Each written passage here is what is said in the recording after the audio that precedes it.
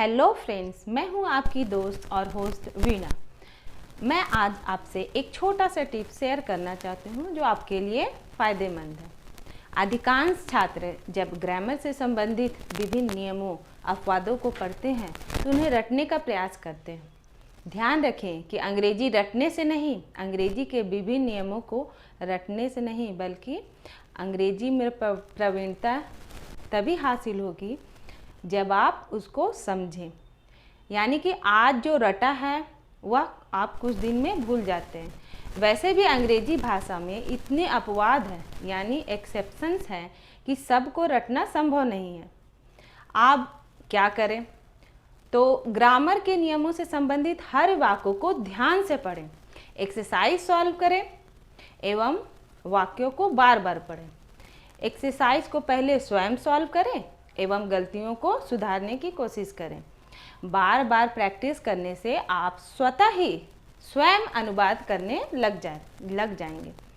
आप जितनी बार किसी अध्याय को पढ़ेंगे उतनी अधिक प्रवीणता आपको शुद्ध अंग्रेजी लिखने में हासिल होगी। Revision and practice gives you perfection, solving the exercise gives you confidence.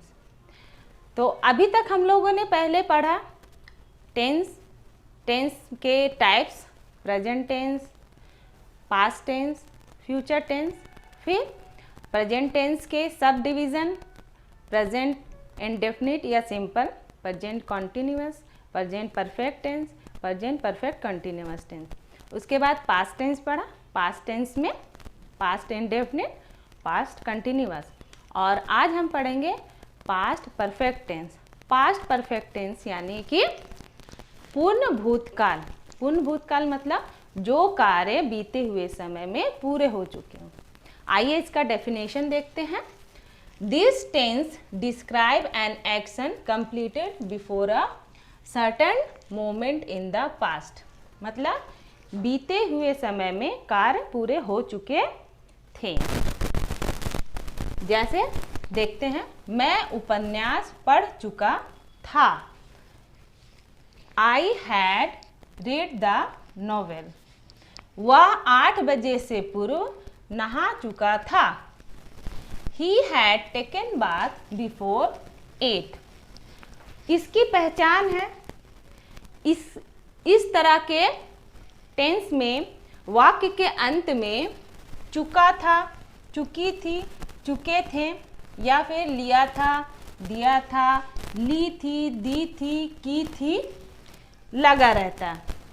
और एग्जाम्पल देखते हैं, जैसे राम घूम चुका था, सीता आ गई थी, मैंने किताब ले ली थी, ली थी, ई थी, इस तरह लगा रहता है। सिर्फ चुका था, चुकी थी ही नहीं रहता है, बल्कि लिया था, दिया था, ली थी, दी थी, की थी आदि भी लगे रहते हैं। आगे प्रेजेंट टेंस की तरह ही इसमें भी सेंटेंस के 3 फॉर्म होते हैं। पहला अफर्मेटिव फॉर्म। तो सकारात्मक रूप में हम इस टेंस को कैसे ट्रांसलेट करेंगे, इसका स्ट्रक्चर देखते हैं। तो सबसे पहले सब्जेक्ट आएगा, उसके बाद हैड, फिर वर्ब का तीसरा फॉर्म यानी पास्ट पार्टिसिपल, फिर ऑब्जेक्ट आएंगे और आगे अगर कुछ दिया है सेंटेंस में। तो पहला एग्जाम्पल देखते हैं, उसने मुझे पहले ही चेतावनी दी थी। तो इसमें सबसे पहले सब्जेक्ट आएगा। सब्जेक्ट उसने का होगा ही के साथ इसमें हैड आएगा। ही हैड, फिर पहले ही, तो पहले ही का ऑलरेडी आएगा, ही हैड ऑलरेडी। और भर्ब का तीसरा फॉर्म, तो चेतावनी का होता है वार्न का थर्ड फॉर्म हो जाएगा वार्नड। तो ही हैड ऑलरेडी वार्नड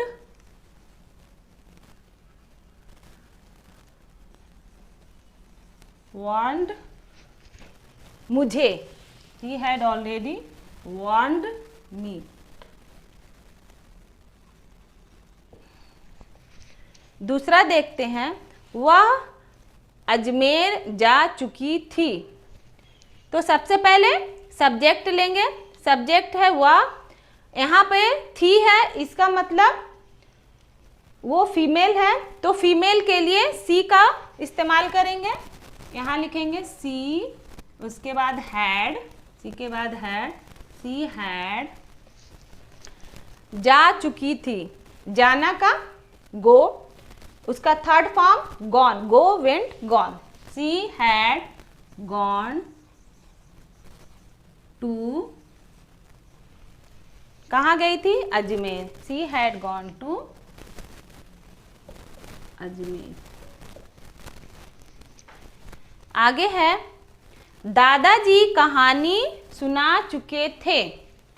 तो सबसे पहले सब्जेक्ट हमारा दादाजी है, दादाजी का ग्रैंडफादर, तो यहाँ आएगा द ग्रैंडफादर।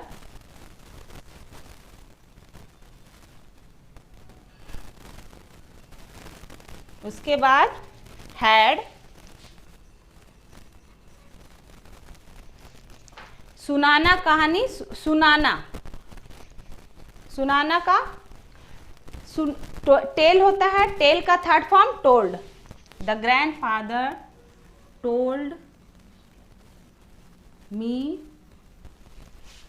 आ कहानी, आ स्टोरी।